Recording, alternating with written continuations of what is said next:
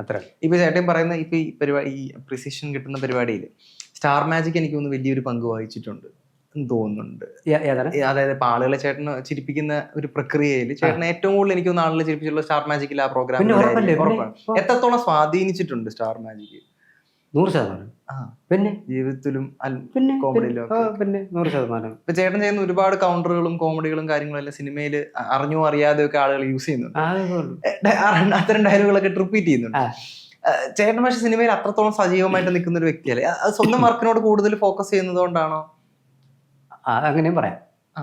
അത് സിനിമയോട് അത്രയും എഫേർട്ട് ഇടാത്തോണ്ട് അല്ലല്ല. അത് ഇപ്പം നല്ല നല്ല സംഭവങ്ങൾ വന്നു കഴിഞ്ഞാൽ നമ്മളെ തേടി വന്നു കഴിഞ്ഞാൽ ചെയ്യും. പിന്നെന്ന് പറഞ്ഞു കഴിഞ്ഞാൽ നമുക്ക് ഇപ്പം മീഡിയയിൽ നിൽക്കുമ്പോൾ നല്ല എന്താണെന്നറിയാം, നമ്മൾ നിൽക്കുന്ന മേഖല ഭംഗിയായി കൊണ്ടുപോകാം. ഇപ്പം മീഡിയയല്ല, സിനിമയല്ല, സ്റ്റേജ് ഷോ ആയിരുന്നാലും സ്റ്റേജ് ഷോ ചെയ്ത് ജീവിക്കുന്നവരില്ലേ അത്.